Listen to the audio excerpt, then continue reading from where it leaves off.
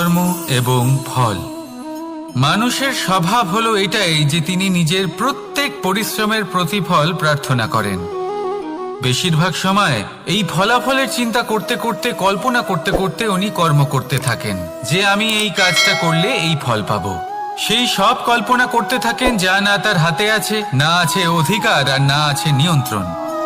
উনি শুধু নিজের কর্ম করতে পারেন। উনি কি ফল পাবেন তা তার হাতে কখনোই নেই। তাই আপনিও শুধুমাত্র কর্ম করতে থাকুন, ফলের চিন্তা করবেন না। মনে রাখবেন, শিকড় এবং শাখা যেভাবে একে অপরের সাথে জড়িয়ে, সেইভাবেই একে অপরের সাথে জড়িয়ে কর্ম এবং ফল। যেরকম কর্ম আপনি করবেন সেরকম ফল আপনি অবশ্যই পাবেন। তাই এই ফলের আশায় কর্মের সময় কখনোই নষ্ট করবেন না, কারণ যে ব্যক্তি সময় নষ্ট করেন, সময় সেই ব্যক্তিকে অবশ্যই নষ্ট করে দেয়। কর্ম করুন নিঃস্বার্থভাবে, ফলের চিন্তা করবেন না, আর আমার সাথে ভালোবেসে বলুন রাধা রাধা। কর্ম এবং ফল। দেখতে গেলে এই সমস্ত ব্রহ্মাণ্ড এই দুইয়ের মাঝেই স্থির হয়ে আছে। মানুষজন কর্ম করেন ভালো ফল লাভের আশায়, আর ভালো ফল লাভের আশায় উনি এটাই ভুলে যান যে উনি যে কর্ম করছেন তা কি করছেন। আমি বলেছিলাম কর্ম করুন ফলের চিন্তা না করে, কিন্তু কি কর্ম করছেন সেই বিষয়ে ভাবাটাও অত্যন্ত আবশ্যক। নয়তো অনেক সময় আমরা এমন কর্ম করে ফেলি যা না চাইতেও বিষে পরিণত হয়, যা হয়েছে দুঃশাসনের সাথে, দুর্যোধনের সাথে, গুরু দ্রোণের সাথে। একজনের মানসিকতা উচিত ছিল না, একজনের বিবেক উচিত ছিল না, আরেকজন যে পক্ষ নির্বাচন করেছিলেন সেই পক্ষ উচিত ছিল না। আর যা কিছু ওনাদের সাথে হলো, আপনার, আমার, আমাদের সকলের সাথে তা হতে পারে। আমি বলেছিলাম কর্ম করুন, ফলের চিন্তা করবেন না, কিন্তু এই কর্মের বিষয়ে বিচার করে দেখাটাও ততটাই আবশ্যক। দেখুন, কর্ম করার উচিত প্রক্রিয়া ফলের চিন্তা না করা, কিন্তু যদি আপনার কর্ম শুভ হয় তাহলে তার ফল ও নিয়তি আপনাকেই দেবে। সর্বদা কর্ম করার সময় এটা ভাবুন যে আপনার এই কর্ম এই সংসারকে, এই সমাজকে, আপনার পরিবারকে, আপনার আশেপাশের মানুষজনকে কোন দিশায় নিয়ে যাবে। যদি এটা সবার জন্য মঙ্গলময় হয় তাহলে কর্ম করতে থাকুন। আর হ্যাঁ, নিশ্চিত রূপে ফলের চিন্তা করবেন না। আসুন আমার সাথে ভালোবেসে বলুন রাধা রাধা। বটবৃক্ষের বীজ সর্ষের দানার থেকেও ছোট হয়, কিন্তু যখন তা নিজের রূপ ধারণ করে তখন তা বিশাল বৃক্ষের আকার ধারণ করে, যা সহস্র বছর ধরে বেঁচে থাকে, ছায়া প্রদান করে, পাখিদের আশ্রয় প্রদান করে, আর দেয় পথচারীদের বিশ্রাম করার স্থান। কেন? কারণ সেই ছোট বীজ তা মাটির ভেতরে গিয়ে নিজের খোলস ত্যাগ করে। অন্ধকারে থাকে সে, যতই আলো আসুক না কেন, যতই বর্ষা আসুক না কেন, সব সহ্য করে। আর তারপরে একটা চারা গাছ অঙ্কুরিত হয়, তারপর ধীর গতিতে একটা বিশাল বৃক্ষতে পরিণত হয়। দেখুন, জীবনে কঠিন সময় আসে, এই জন্য নয় যে আপনি হার মেনে নেবেন, এই জন্য আসে যাতে আপনি ভবিষ্যৎ নির্মাণের জন্য নিজেকে তৈরি করতে পারেন। যদি কঠিন সময়ে আপনি ওই বীজের মতো দৃঢ় হয়ে থাকতে পারেন, তাহলে আপনিও একদিন সেই বিশাল বৃক্ষের মতো নিজের অস্তিত্ব গড়ে তুলতে পারবেন, যা সহস্র বছর পর্যন্ত মনে রাখা হবে। আসুন আমার সাথে ভালোবেসে বলুন রাধা রাধা। এই ব্রহ্মাণ্ড কত বৃহৎ, তাই না? যার সম্মুখে এই পৃথিবীকেও একটা বিন্দুর মতো মনে হয়। আর এই পৃথিবীতে আমরা কে হই, আমাদের আকার কিরকম, আমাদের অস্তিত্বই বা কি? যখন আমরা এভাবে ভাবি তখন মনে হয় আমরা কিছুই নই। তা আমরা যখন কিছুই নই, তাহলে আমরা এত চিন্তা করি কেন? কি ভেবে ভয় পাই? কাকেই বা এত ভয় পাই? কে আমাদের মারতে পারে আর কেই বা আমাদের জন্ম দেবে? আত্মার আসলে না কখনো জন্ম হয় আর না কখনো মৃত্যু। আত্মা শুধুই শরীর বদল করে। আপনি, আমি, আমরা সকলে এই শরীর নয়, আমরা হলাম আত্মা, যা হলো পরম আত্মার পরম অঙ্গ। সেই জন্য মনে রাখবেন, বাইরের কোথাও দেখবেন না, নিজের অন্তরের গভীরে গিয়ে দেখুন, আত্মাকে উপলব্ধি করতে শিখুন। ক্লেশ, ভয়, চিন্তা, এই সব কিছুর থেকে নিজেকে দূরে রাখুন, তাহলেই উপলব্ধি করতে পারবেন পরমাত্মা কে। তাহলে আসুন আমার সাথে ভালোবেসে বলুন, রাধা রাধা। পরিবর্তন এই সংসারের শাশ্বত নিয়ম। কোনো রাজা নেই যিনি চিরকাল রাজা থাকেন, কোনো ধনী ব্যক্তি নেই যিনি চিরকাল ধনী থাকবেন। এই সংসারে সূর্যের স্থান নেওয়ার জন্য চন্দ্রিমার আগমন ঘটে। কোন স্থান যাকে পতিত বলা হয়েছিল সেখানে মহল তৈরি হয়েছে। কোন স্থান যাকে আজ মলিন বলা হয়েছে কাল সেখানে মন্দিরও স্থাপন হতে পারে। কোনো ঋতু চিরকালের জন্য থাকে না, কখনো সময় চিরকাল একরকম থাকে না।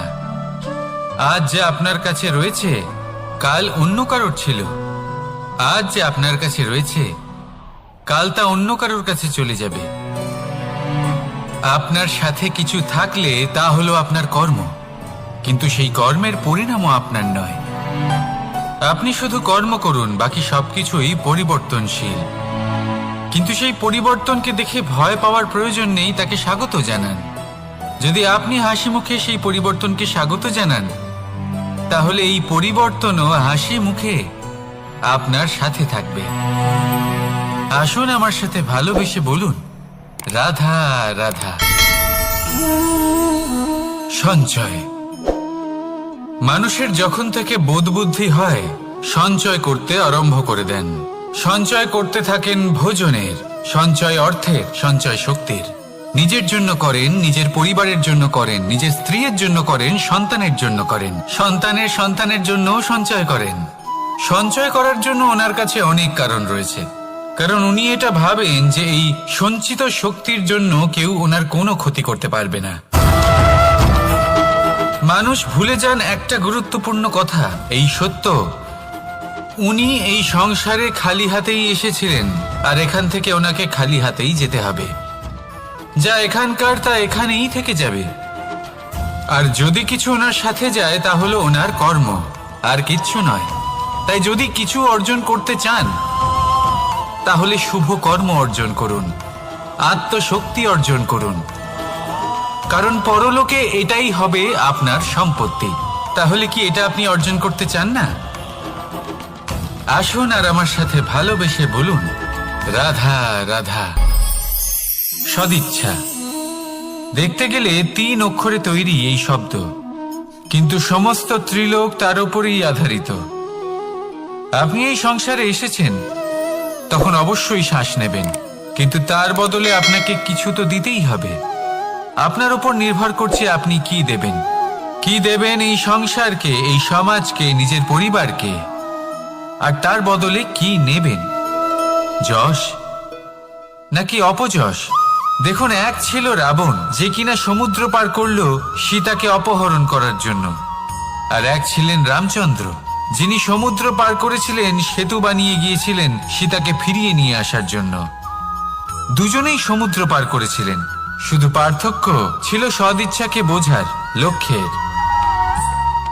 অনেক মানুষের যাত্রা একরকম হতেই পারে, কিন্তু আনন্দ তখনই লাভ করবেন যখন লক্ষ্য শুভ হবে, মহান হবে। এই লক্ষ্য দিয়ে এই সংসারের কল্যাণ হবে এবং মানুষের সম্মান হবে। যদি আপনার সংকল্প উচিত হয় তাহলে আপনার লক্ষ্য উচিতই হবে, নয়তো শুধুমাত্র বিনাশ হবে। আর উচিত এটাই হবে যে বিনাশের হাত থেকে যেন নিজেকে বাঁচানো যায়, কি বলেন? তাই জীবনে যে লক্ষ্য স্থির করছেন মনে রাখবেন তা যেন শুভ লক্ষ্য হয়। যদি এরকম হয় তাহলে আপনার যাত্রা, আপনার জীবন দুটোই শুভময় হবে। আসুন আর আমার সাথে ভালোবেসে বলুন, রাধা রাধা। সুরক্ষা। এই সুরক্ষা আসলে কি? এটা কি কোনো কবচ নাকি কোনো সীমা? এই সুরক্ষা আসলে অন্য কিছু। আমাদের মাতা পিতা, আমাদের প্রিয়জন, আমাদের বন্ধু, এই সমাজ, আমাদের শুভাকাঙ্ক্ষী, আমাদের আত্মীয়, এনারা সবাই আমাদের জীবনে কোনো না কোনো ভাবে সুরক্ষা দিয়ে থাকেন, একটা কবচ দিয়ে থাকেন কোনো না কোনো রূপে। কিন্তু দেখতে গেলে আমাদের পরাক্রমের পথে আমাদের বীরত্বের পথে, আমাদের সাহসের পথে এই সুরক্ষাই সব থেকে বড় বাধা হয়ে দাঁড়ায়। একবার ভেবে দেখুন, যদি আপনি কোনো সুরক্ষাই না পান, বা যদি আপনি এই সুরক্ষা ভেঙে বাইরে আসতে পারেন, তাহলে আপনার বীরত্ব চরম সীমায় পৌঁছে যায়।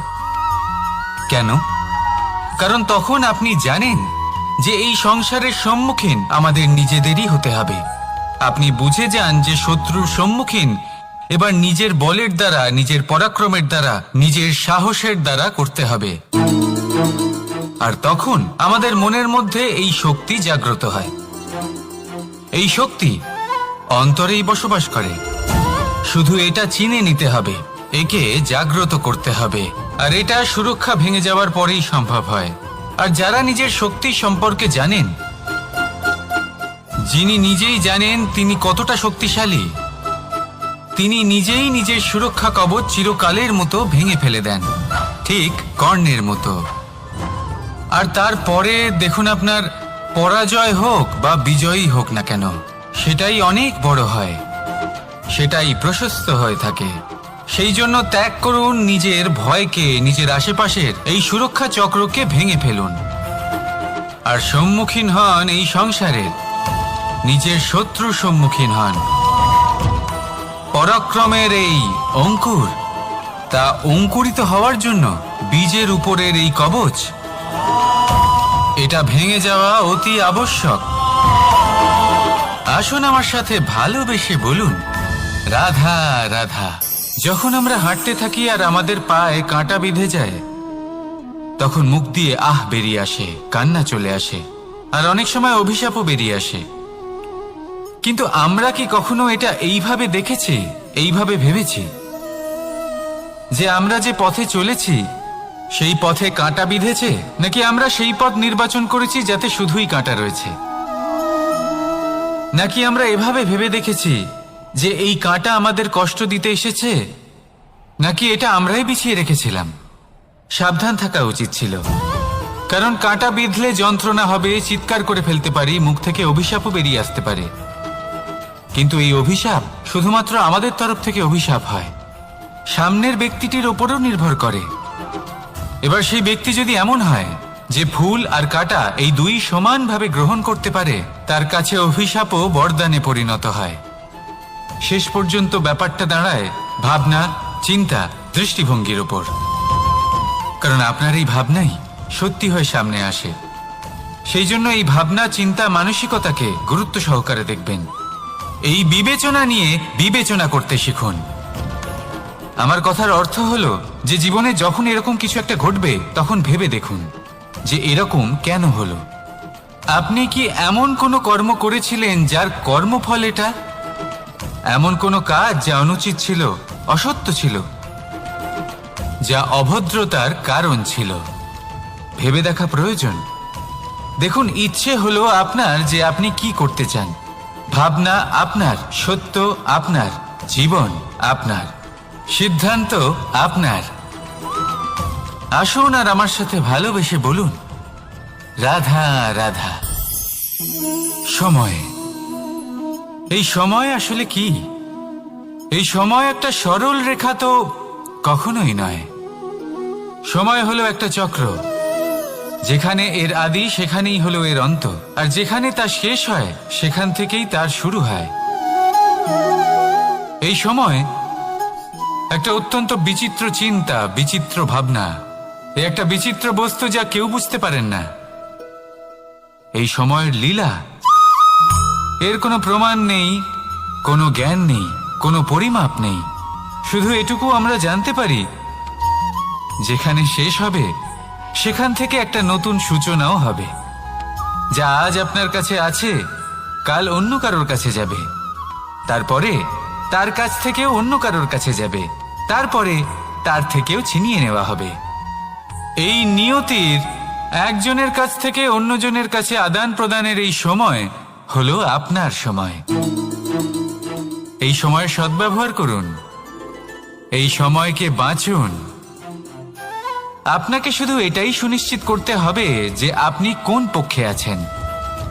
আর সত্যি বলতে কি, আপনার জীবনের পরিণাম নির্ভর করে আপনার নির্বাচনের ওপর। আপনি কোন পক্ষ নির্বাচন করছেন। তাহলে মনে রাখবেন, জীবনে সেই পক্ষই নির্বাচন করবেন যা চয়ন করার পরে আপনি সুখ অনুভব করবেন, আপনি সন্তোষ লাভ করবেন, প্রসন্নতা লাভ করবেন। আর আমি এটাই সুনিশ্চিত করব যে এই পক্ষ যেন শান্তির পক্ষ হয়, এই পক্ষই যেন প্রেমের পক্ষ হয়। তাহলে চিন্তা করবেন না, আর আসুন আমার সাথে ভালোবেসে বলুন, রাধা রাধা। দৃষ্টি আর দৃষ্টিভঙ্গি, এই সমগ্র লীলা হলো এই দুইয়ের। বিচিত্র হতে পারে, কিন্তু এটাই সত্যি। এবার আপনাকে একটা উদাহরণ দিয়ে বোঝাই। অনেক সময় আপনি কোনো ব্যক্তিকে এটা বলতে শুনবেন যে আমি আমার নিজের উপরে গর্ব করি, আমি নিজেকে নিয়ে গর্ব করি, আমি খুব ভালোভাবে আমার মা বাবার সেবা করি, ওনাদের আমি সবসময় সুখী রাখি, ওনাদের আমি একটা বাড়ি দিয়েছি, সকল সুখ সুবিধা দিয়েছি, ওনাদের জীবনে প্রত্যেক জিনিস দিয়েছি আর দেব যা তাদের প্রয়োজন। এবার আমাকে বলুন যে আপনি কে হন। আপনি হলেন সেই বীজ যা আপনার মাতা পিতা রোপণ করেছেন। আপনার মা বাবাই আপনাকে এই সংসারে জন্ম দিয়েছেন। এবার এইসব কথার কি তাৎপর্য? এই হলো সেই ব্যক্তির দৃষ্টিভঙ্গি। এবার দেখা যাক এই প্রকৃতি আমাদের কি শেখায়। কখনো কোনো গাছকে দেখবেন, যখন সেই গাছে ফল আসে, সে মালিকে এটা বলে না যে দেখো আমি তোমাকে ফল খেতে দিচ্ছি। সেই বৃক্ষ এটা বলে না যে দেখো আমি তোমায় আহার করতে দিচ্ছি, কারণ ও জানে যে এটা হলো সেই মালির পরিশ্রম, এটা হলো তারই কর্মের ফল, আর এটা তারই পাওয়া উচিত। সে বলে যে তোমার জিনিস তোমাকেই অর্পণ করলাম, এ আমার জিনিস নয়। ও জানে সেই মালির গুরুত্ব আসলে কি। এটা হলো তার দৃষ্টিভঙ্গি। সেই জন্য আপনি জীবনে কোন ব্যক্তির মধ্যে, কোন পশু পাখির মধ্যে, কোন প্রাণীর মধ্যে, কোন পরিস্থিতিতে, কোন আবেগের মুহূর্তে কি দেখতে পাচ্ছেন, সেটা আপনার দৃষ্টিভঙ্গির উপরে নির্ভর করছে। তাই নিজের মনে ধন্যাত্মক ভাব জাগ্রত করুন, শুভ চিন্তা নিয়ে আসুন। এই ভাবনাই সত্য হয়ে সামনে আসবে। এই দৃষ্টিভঙ্গি এমন হয়ে যাবে যে আপনার জীবনে সবকিছুই শুভ হবে। তাহলে আসুন আর আমার সাথে ভালোবেসে বলুন, রাধা রাধা। প্রতিশোধ অথবা কাউকে দুঃখ দেওয়ার ভাবনা, যদি এটা আপনার মনে থাকে, তাহলে আপনি নিজের মনেই যন্ত্রণার একটা বিশাল বৃক্ষ রোপণ করছেন, এটা মনে রাখবেন। কারণ কাউকে দুঃখ দেবার এই ভাবনা, এটা হলো সেই বীজ যা আপনার মনেই পতিত হবে, আপনার মনেই অঙ্কুরিত হবে, আর আপনার মনেই একটা বিশাল বৃক্ষরূপে বেড়ে উঠবে। জীবন আপনার, কর্ম আপনার, কাউকে দুঃখ দেবার ভাবনা আপনার ছিল, এই বৃক্ষ হলো আপনার, তাই এর ফলও আপনিই পাবেন, যা গ্রহণও আপনাকেই করতে হবে। মনে রাখবেন, যে মানুষ এটা ভাবে যে আমি ওকে দুঃখ দেব, ওকে কষ্ট দিতে চাই আমি, সেই মানুষই দুঃখ আর কষ্ট পেয়ে থাকে। যদি সেই জায়গায় আপনি এটা ভাবেন যে আমি কাউকে সুখী করে তুলতে চাই, কাউকে সুখ প্রদান করতে চাই, তাহলে তারও বীজ আপনার মনেই রোপণ হবে, বৃক্ষে পরিণত হবে, যার ফলও আপনিই পাবেন। এখানে বিষয়টা হলো শুধু মানসিকতার চিন্তা, যা সত্য হয়ে আপনার সামনে আসে। তাহলে এই মানসিকতা শুভ করুন, সবার জন্য মঙ্গল কামনা করুন। অন্যের মনে আপনার জন্য ভালো চিন্তা থাকুক বা না থাকুক, আপনি সবার জন্য শুভ চিন্তা করে কর্ম করতে থাকুন, তাহলে আপনার সাথেও ভালোই হবে। তাহলে আসুন আর আমার সাথে ভালোবেসে বলুন, রাধা রাধা। সুখ আর অভিজ্ঞতা, এই দুই জীবনে একসাথে কখনোই আসে না। মনে রাখবেন, যেখানে সুখ থাকে সেখানে অভিজ্ঞতা থাকে না, আর যখন এই সুখ আমাদের জীবন থেকে দূরে চলে যায়, তখন আমাদের জীবনে আসে এই অভিজ্ঞতা। পরমাত্মা, প্রকৃতি, নিয়তি এই অভিজ্ঞতাকে আমাদের জীবনে পাঠান, যাতে আমরা একটা অত্যন্ত গুরুত্বপূর্ণ শিক্ষা, একটা জ্ঞান প্রাপ্ত করতে পারি। এই অভিজ্ঞতা আমাদের শেখায় যে অতীতে এমন কি হয়েছিল যা আমাদের করা উচিত হয়নি। আমাদের শেখায় ভবিষ্যতে এমন কি আছে যা আমাদের করা উচিত আর কি করা উচিত নয়। দেখতে গেলে এই অভিজ্ঞতা আমাদের সেই শিক্ষা দেয় যার জন্য আমরা সুখের দিকে উচিতভাবে অগ্রসর হতে পারি। সেই জন্য জীবনে যখনই দুঃখ আসবে, দুঃখের এই সময় আসবে, তখন হতাশ হবেন না। বোঝার চেষ্টা করুন এই পরিস্থিতি কেন এসেছে, কি শিক্ষা দিতে এসেছে। যদি আপনি সেই জ্ঞান লাভ করেন, সুখের পথে অগ্রসর হন, তাও উচিত রূপে, তাহলে এই অভিজ্ঞতার উদ্দেশ্য পূরণ হয়ে যায়। তাহলে আসুন আর আমার সাথে ভালোবেসে বলুন, রাধা রাধা। এবং ফল, মানুষের স্বভাব হলো এটাই যে তিনি নিজের প্রত্যেক পরিশ্রমের প্রতিফল প্রার্থনা করেন। বেশিরভাগ সময় এই ফলাফলের চিন্তা করতে করতে, কল্পনা করতে করতে উনি কর্ম করতে থাকেন যে আমি এই কাজটা করলে এই ফল পাবো। সেই সব কল্পনা করতে থাকেন যা না তার হাতে আছে, না আছে অধিকার আর না আছে নিয়ন্ত্রণ। উনি শুধু নিজের কর্ম করতে পারেন। উনি কি ফল পাবেন তা তার হাতে কখনোই নেই। তাই আপনিও শুধুমাত্র কর্ম করতে থাকুন, ফলের চিন্তা করবেন না। মনে রাখবেন, শিকড় এবং শাখা যেভাবে একে অপরের সাথে জড়িয়ে, সেইভাবেই একে অপরের সাথে জড়িয়ে কর্ম এবং ফল। যেরকম কর্ম আপনি করবেন সেরকম ফল আপনি অবশ্যই পাবেন। তাই এই ফলের আশায় কর্মের সময় কখনোই নষ্ট করবেন না, কারণ যে ব্যক্তি সময় নষ্ট করেন, সময় সেই ব্যক্তিকে অবশ্যই নষ্ট করে দেয়।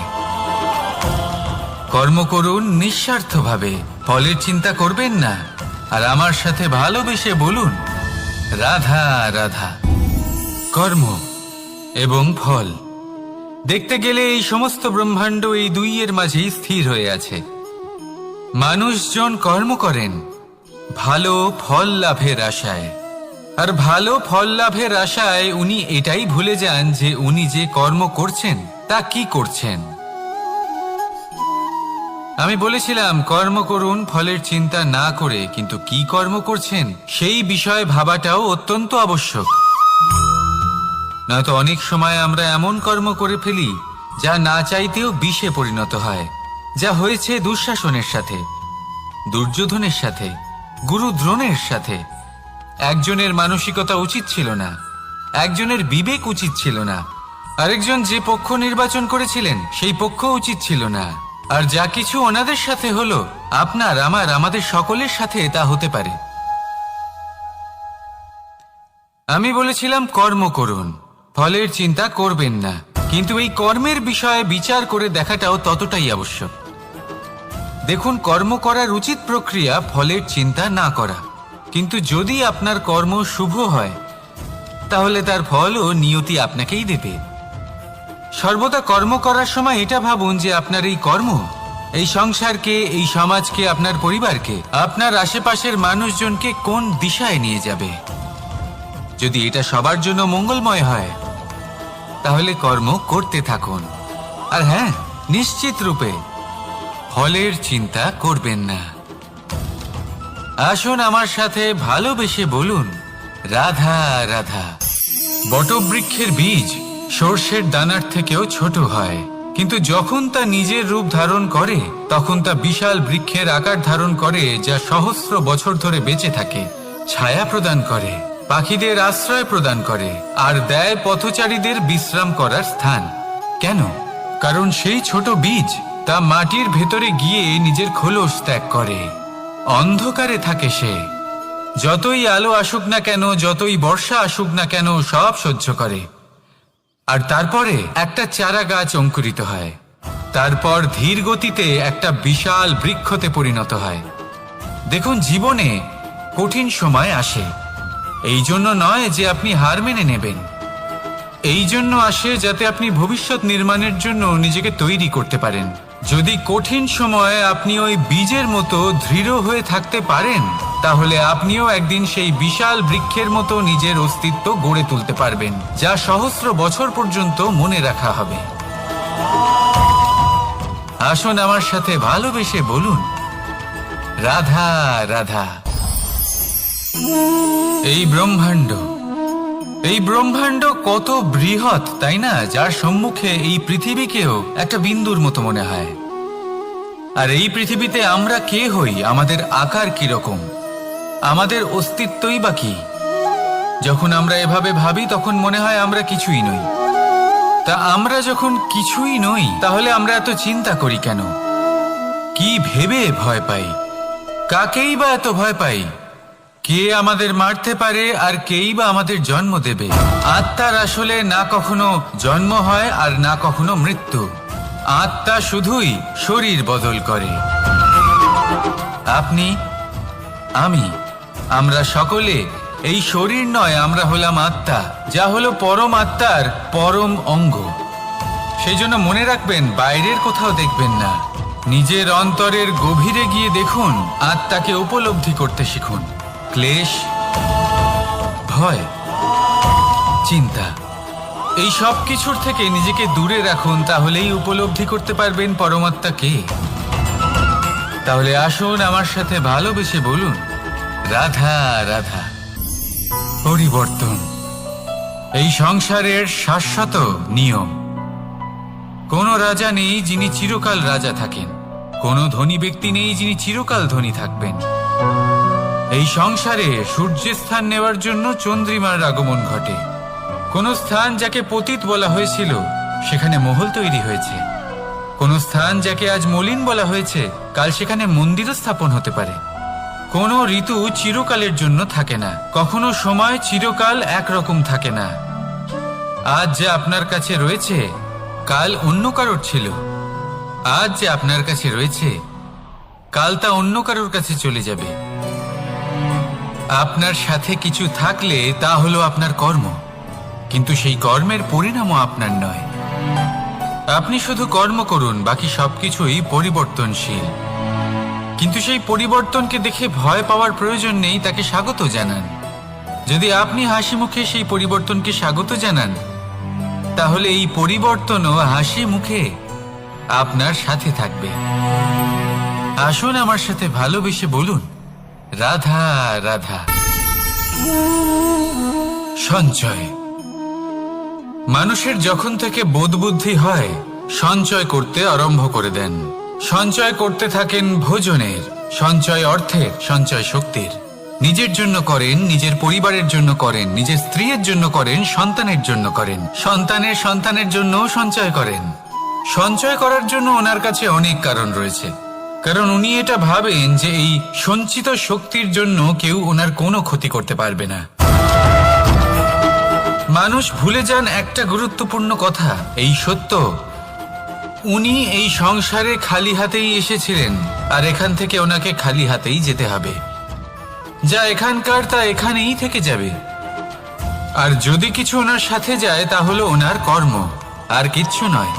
তাই যদি কিছু অর্জন করতে চান তাহলে শুভ কর্ম অর্জন করুন, আত্মশক্তি অর্জন করুন, কারণ পরলোকে এটাই হবে আপনার সম্পত্তি। তাহলে কি এটা আপনি অর্জন করতে চান না? আসুন আর আমার সাথে ভালোবেসে বলুন, রাধা রাধা। সদিচ্ছা। দেখতে গেলে 3 অক্ষরে তৈরি এই শব্দ, কিন্তু সমস্ত ত্রিলোক তার উপরেই আধারিত। আপনি এই সংসারে এসেছেন, তখন অবশ্যই শ্বাস নেবেন, কিন্তু তার বদলে আপনাকে কিছু তো দিতেই হবে। আপনার উপর নির্ভর করছে আপনি কি দেবেন। কি দেবেন এই সংসারকে, এই সমাজকে, নিজের পরিবারকে, আর তার বদলে কি নেবেন? যশ নাকি অপযশ? দেখুন, এক ছিল রাবণ, যে কিনা সমুদ্র পার করলো সীতাকে অপহরণ করার জন্য, আর এক ছিলেন রামচন্দ্র, যিনি সমুদ্র পার করেছিলেন, সেতু বানিয়ে গিয়েছিলেন সীতাকে ফিরিয়ে নিয়ে আসার জন্য। দুজনেই সমুদ্র পার করেছিলেন, শুধু পার্থক্য ছিল সদিচ্ছাকে বোঝার, লক্ষ্যের। অনেক মানুষের যাত্রা একরকম হতেই পারে, কিন্তু আনন্দ তখনই লাভ করবেন যখন লক্ষ্য শুভ হবে, মহান হবে। এই লক্ষ্য দিয়ে এই সংসারের কল্যাণ হবে এবং মানুষের সম্মান হবে। যদি আপনার সংকল্প উচিত হয় তাহলে আপনার লক্ষ্য উচিতই হবে, নয়তো শুধুমাত্র বিনাশ হবে। আর উচিত এটাই হবে যে বিনাশের হাত থেকে যেন নিজেকে বাঁচানো যায়, কি বলেন? তাই জীবনে যে লক্ষ্য স্থির করছেন মনে রাখবেন তা যেন শুভ লক্ষ্য হয়। যদি এরকম হয় তাহলে আপনার যাত্রা, আপনার জীবন দুটোই শুভময় হবে। আসুন আর আমার সাথে ভালোবেসে বলুন, রাধা রাধা। সুরক্ষা। এই সুরক্ষা আসলে কি? এটা কি কোনো কবচ, নাকি কোনো সীমা? এই সুরক্ষা আসলে অন্য কিছু। আমাদের মাতা পিতা, আমাদের প্রিয়জন, আমাদের বন্ধু, এই সমাজ, আমাদের শুভাকাঙ্ক্ষী, আমাদের আত্মীয়, এনারা সবাই আমাদের জীবনে কোনো না কোনো ভাবে সুরক্ষা দিয়ে থাকেন, একটা কবচ দিয়ে থাকেন কোনো না কোনো রূপে। কিন্তু দেখতে গেলে আমাদের পরাক্রমের পথে, আমাদের বীরত্বের পথে, আমাদের সাহসের পথে এই সুরক্ষাই সব থেকে বড় বাধা হয়ে দাঁড়ায়। একবার ভেবে দেখুন, যদি আপনি কোনো সুরক্ষাই না পান, বা যদি আপনি এই সুরক্ষা ভেঙে বাইরে আসতে পারেন, তাহলে আপনার বীরত্ব চরম সীমায় পৌঁছে যায়। কেন? কারণ তখন আপনি জানেন যে এই সংসারের সম্মুখীন আমাদের নিজেদেরই হতে হবে। আপনি বুঝে যান যে শত্রুর সম্মুখীন এবার নিজের বলের দ্বারা, নিজের পরাক্রমের দ্বারা, নিজের সাহসের দ্বারা করতে হবে। আর তখন আমাদের মনের মধ্যে এই শক্তি জাগ্রত হয়। এই শক্তি অন্তরেই বসবাস করে। শুধু এটা চিনে নিতে হবে, একে জাগ্রত করতে হবে। আর এটা সুরক্ষা ভেঙে যাওয়ার পরেই সম্ভব হয়। আর যারা নিজের শক্তি সম্পর্কে জানেন, যিনি নিজেই জানেন তিনি কতটা শক্তিশালী, তিনি নিজেই নিজের সুরক্ষা কবচ চিরকালের মতো ভেঙে ফেলে দেন, ঠিক কর্ণের মতো। আর তারপরে দেখুন, আপনার পরাজয় হোক বা বিজয়ী হোক না কেন, সেটাই অনেক বড় হয়, সেটাই প্রশস্ত হয়ে থাকে। সেই জন্য ত্যাগ করুন নিজের ভয়কে, নিজের আশেপাশের এই সুরক্ষা চক্রকে ভেঙে ফেলুন। আর সম্মুখীন হন এই সংসারের নিজের শত্রু সম্মুখীন হন। পরাক্রমের এই অঙ্কুর, তা অঙ্কুরিত হওয়ার জন্য বীজের উপরের এই কবচ, এটা ভেঙে যাওয়া অতি আবশ্যক। আসুন আমার সাথে ভালোবেসে বলুন, রাধা রাধা। যখন আমরা হাঁটতে থাকি আর আমাদের পায়ে কাঁটা বিঁধে যায়, তখন মুখ দিয়ে আহ বেরিয়ে আসে, কান্না চলে আসে, আর অনেক সময় অভিশাপও বেরিয়ে আসে। কিন্তু আমরা কি কখনো এটা এইভাবে দেখেছি, এইভাবে ভেবেছি যে আমরা যে পথে চলেছি সেই পথে কাঁটা বিঁধেছে, নাকি আমরা সেই পথ নির্বাচন করেছি যাতে শুধুই কাঁটা রয়েছে? নাকি আমরা এভাবে ভেবে দেখেছি যে এই কাঁটা আমাদের কষ্ট দিতে এসেছে, নাকি এটা আমরাই বিছিয়ে রেখেছিলাম? সাবধান থাকা উচিত ছিল, কারণ কাঁটা বিঁধলে যন্ত্রণা হবে, চিৎকার করে ফেলতে পারি, মুখ থেকে অভিশাপও বেরিয়ে আসতে পারে। কিন্তু এই অভিশাপ শুধুমাত্র আমাদের তরফ থেকে অভিশাপ হয়, সামনের ব্যক্তিটির ওপরও নির্ভর করে। এবার সেই ব্যক্তি যদি এমন হয় যে ফুল আর কাঁটা এই দুই সমানভাবে গ্রহণ করতে পারে, তার কাছে অভিশাপও বরদানে পরিণত হয়। শেষ পর্যন্ত ব্যাপারটা দাঁড়ায় ভাবনা, চিন্তা, দৃষ্টিভঙ্গির ওপর। কারণ আপনার এই ভাবনাই সত্যি হয়ে সামনে আসে। সেই জন্য এই ভাবনা, চিন্তা, মানসিকতাকে গুরুত্ব সহকারে দেখবেন। এই বিবেচনা নিয়ে বিবেচনা করতে শিখুন। আমার কথার অর্থ হলো যে জীবনে যখন এরকম কিছু একটা ঘটবে, তখন ভেবে দেখুন যে এরকম কেন হলো। আপনি কি এমন কোনো কর্ম করেছিলেন যার কর্মফল এটা? এমন কোনো কাজ যা অনুচিত ছিল, অসত্য ছিল, যা অভদ্রতার কারণ ছিল? ভেবে দেখা প্রয়োজন। দেখুন, ইচ্ছে হলো আপনার যে আপনি কি করতে চান, ভাবনা আপনার, সত্য আপনার, জীবন আপনার, সিদ্ধান্ত আপনার। আসুন আর আমার সাথে ভালোবেসে বলুন, রাধা রাধা। সময়। এই সময় আসলে কি? এই সময় একটা সরল রেখা তো কখনোই নয়। সময় হলো একটা চক্র, যেখানে এর আদি সেখানেই হলো এর অন্ত, আর যেখানে তা শেষ হয় সেখান থেকেই তার শুরু হয়। এই সময় একটা অত্যন্ত বিচিত্র চিন্তা, বিচিত্র ভাবনা, একটা বিচিত্র বস্তু যা কেউ বুঝতে পারেন না। এই সময়ের লীলা, এর কোনো প্রমাণ নেই, কোনো জ্ঞান নেই, কোনো পরিমাপ নেই। শুধু এটুকু আমরা জানতে পারি, যেখানে শেষ হবে সেখান থেকে একটা নতুন সূচনাও হবে। যা আজ আপনার কাছে আছে কাল অন্য কারোর কাছে যাবে, তারপরে তার কাছ থেকেও অন্য কারোর কাছে যাবে, তারপরে তার থেকেও ছিনিয়ে নেওয়া হবে। এই নিয়তির একজনের কাছ থেকে অন্যজনের কাছে আদান প্রদানের এই সময় হলো আপনার সময়। এই সময়ের সদ্ব্যবহার করুন, এই সময়কে বাঁচুন। আপনাকে শুধু এটাই সুনিশ্চিত করতে হবে যে আপনি কোন পক্ষে আছেন। আর সত্যি বলতে কি, আপনার জীবনের পরিণাম নির্ভর করে আপনার নির্বাচনের ওপর। আপনি কোন পক্ষ নির্বাচন করছেন। তাহলে মনে রাখবেন, জীবনে সেই পক্ষই নির্বাচন করবেন যা চয়ন করার পরে আপনি সুখ অনুভব করবেন, আপনি সন্তোষ লাভ করবেন, প্রসন্নতা লাভ করবেন। আর আমি এটাই সুনিশ্চিত করব যে এই পক্ষ যেন শান্তির পক্ষ হয়, এই পক্ষই যেন প্রেমের পক্ষ হয়। তাহলে চিন্তা করবেন না, আর আসুন আমার সাথে ভালোবেসে বলুন, রাধা রাধা। দৃষ্টি আর দৃষ্টিভঙ্গি, এই সমগ্র লীলা হলো এই দুইয়ের। বিচিত্র হতে পারে, কিন্তু এটাই সত্যি। এবার আপনাকে একটা উদাহরণ দিয়ে বোঝাই। অনেক সময় আপনি কোনো ব্যক্তিকে এটা বলতে শুনবেন যে আমি আমার নিজের উপরে গর্ব করি, আমি নিজেকে নিয়ে গর্ব করি, আমি খুব ভালোভাবে আমার মা বাবার সেবা করি, ওনাদের আমি সবসময় সুখী রাখি, ওনাদের আমি একটা বাড়ি দিয়েছি, সকল সুখ সুবিধা দিয়েছি, ওনাদের জীবনে প্রত্যেক জিনিস দিয়েছি আর দেব যা তাদের প্রয়োজন। এবার আমাকে বলুন যে আপনি কে হন। আপনি হলেন সেই বীজ যা আপনার মাতা পিতা রোপণ করেছেন। আপনার মা বাবাই আপনাকে এই সংসারে জন্ম দিয়েছেন। এবার এইসব কথার কি তাৎপর্য?